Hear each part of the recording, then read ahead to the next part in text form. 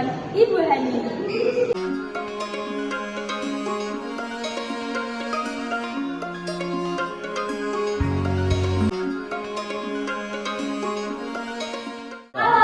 Assalamualaikum warahmatullahi wabarakatuh. Waalaikumsalam warahmatullahi wabarakatuh. Gimana kabarnya anak-anak? Alhamdulillah, luar biasa. Allahu Akbar. Apakah hari ini ada yang berangkat? Ada. Siapa? Kami. Oh ya sudah. Kenapa sakit? Semoga cepat Sembuh. Oke, seperti biasa ya. 1, 2, 3, 4. Tangan beratas ada Allah, tangan saling ada malaikat, tangan berdepan ada Rasulullah, kiriman yang hatimu siap berdoa. Rabbi zidni ilma warzuqni fahma, amin. Materi hari ini mengenai akhlak tercela kepada Allah, yaitu pria dan nifaq. Kira-kira ada nggak yang mempunyai sifat pria atau pamer? Ada siapa, Mbak Fitri? Ada. Kira-kira ada nggak yang mempunyai teman yang suka pamer? Iya, kamu suka pamer? Iya, dikit. Gak boleh ya. Iya, Bu. Oke. Mengenai pengertian pria. Nah, pria dalam bahasa Arab artinya memperlihatkan atau memamerkan. Nah, secara istilah ya, yaitu memperlihatkan sesuatu kepada orang lain, baik barang maupun perbuatan lainnya seperti ibadah. Agar apa? Agar orang lain melihatnya. Nah, kemudian apa sih Bu yang sama dengan pria itu? Yang sama dengan pria yaitu adalah sum'ah, yaitu berbuat baik kepada orang lain namun untuk didengar orang lain dan berupa amal kebaikan atau amal ibadah kepada Allah. Seperti apa? Bersedekah. Seperti apa lagi? Coba semuanya. Ya, apa lagi? Beribadah kepada Allah. Sholat. Iya, betul. Nah, sholat itu kalau kita niat untuk pamer, maka sholatnya itu sia-sia.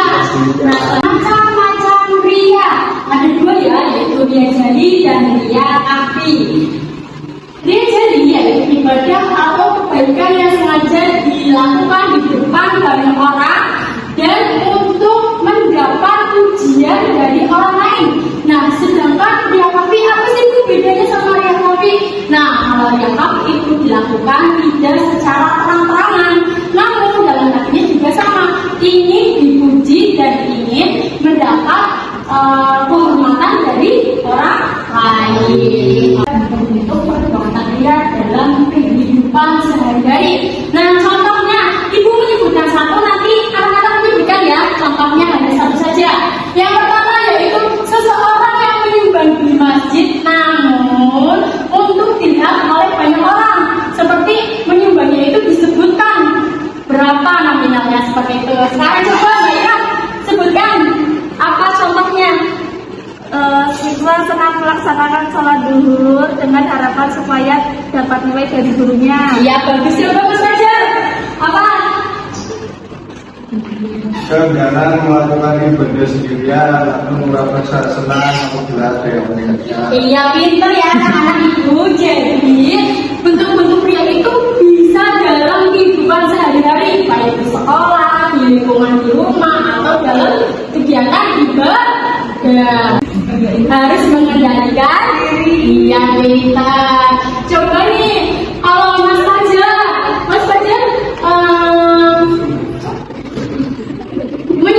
menyedekahkan sedikit hanya 10.000 kepada masjid. Diomongin sama Mas Asyik. Gimana tanggapan Mas Fajar? Harus gimana? Tambahin uangnya. Nah, harus sabar atas pandangan dari orang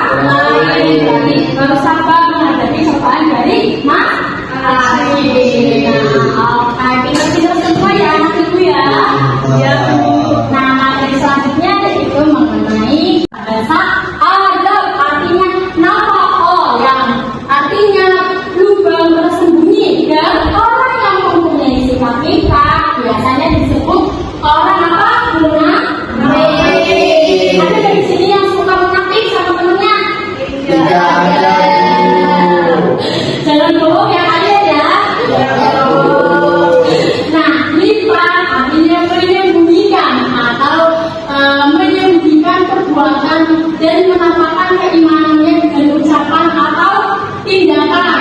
Nah, berarti perilaku ini pada hakikatnya ketidaksesuaian antara keyakinan hatinya, perbuatannya, serta apa?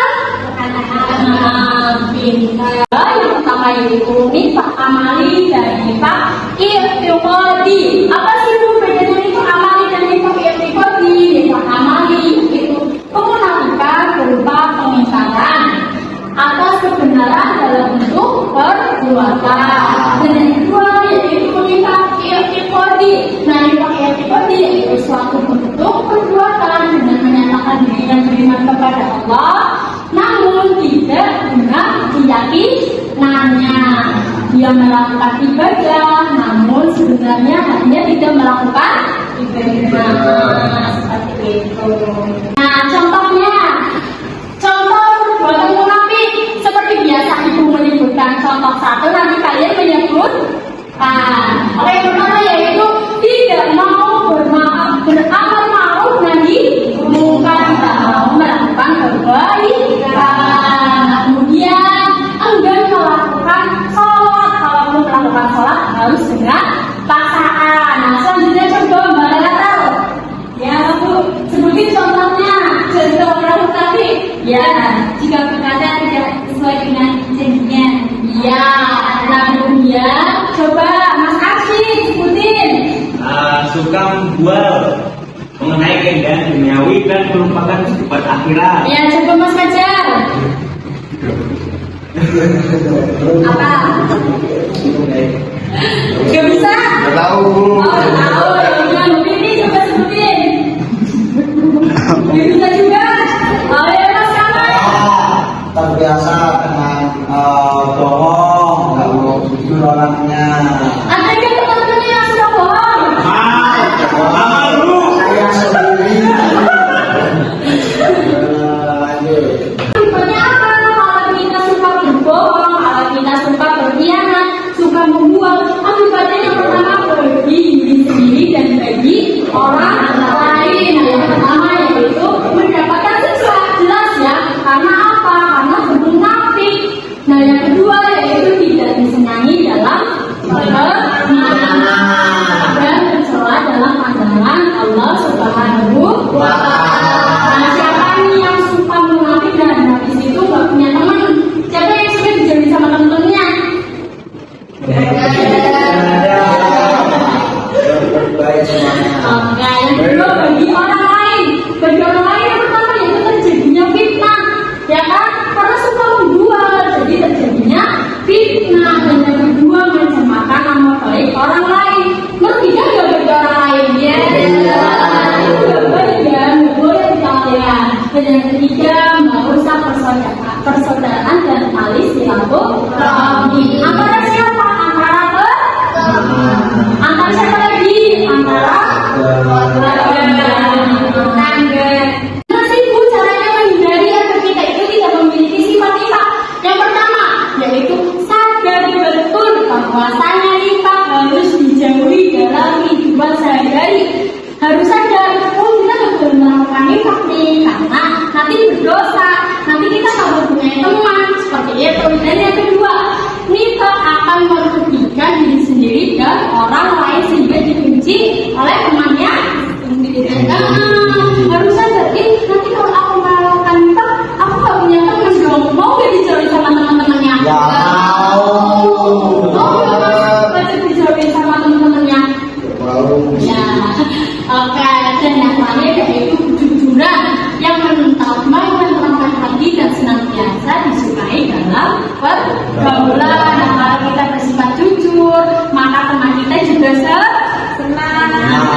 Kalau kita baik sesuai dengan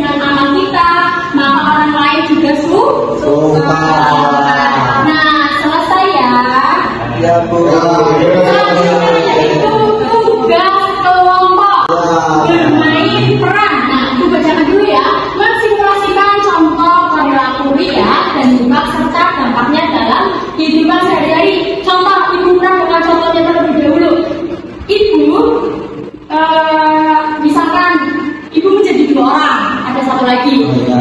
Nah, ibu melakukan sedekah. Misal ibu melakukan sedekah nih. Nah, tapi ke masjid nih, ke masjid. Nah, tapi banyak orang sengaja ibu sedekah ke masjid agar orang lain tahu. Nah, itu nggak boleh. Tapi ibu harus memperagakan seperti apa.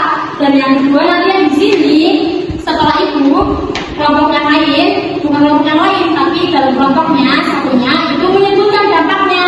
Dampaknya yaitu mendapatkan dosa enggak? Ya. Harusnya kita bersedekah mendapat pahala enggak? Ya. Itu tidak, kenapa tidak? Oke, udah jelas ya? Oke, silakan berkelompok. Ini kelompok 1, 2. Al-Quran biar bisa dibaca orang lain.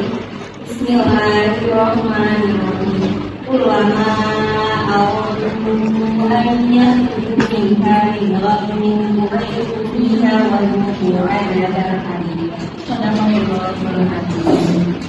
Sebutin dapatnya apa? Ya mendapat dosa bu. Iya, terus menghilangkan pahala berat. Yo. dijawab teman-temannya Bu. oke, pinter banget kelompok 2 ya ini. Selanjutnya yaitu kelompok 1. Katakan Mas. Saya mau amal di masjid ah.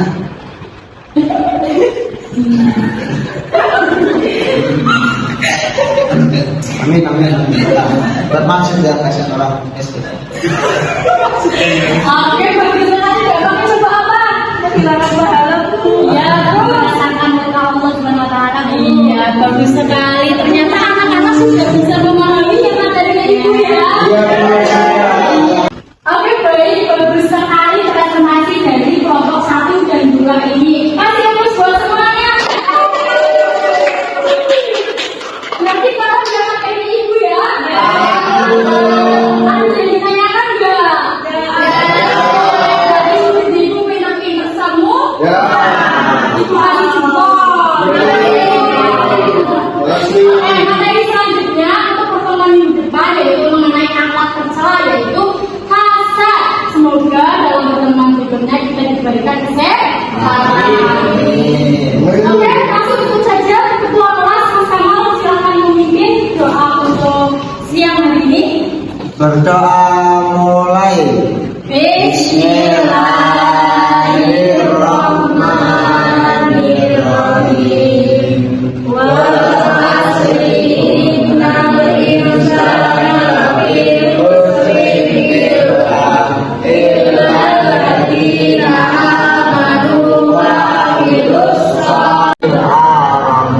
Ini selesai. Terima kasih.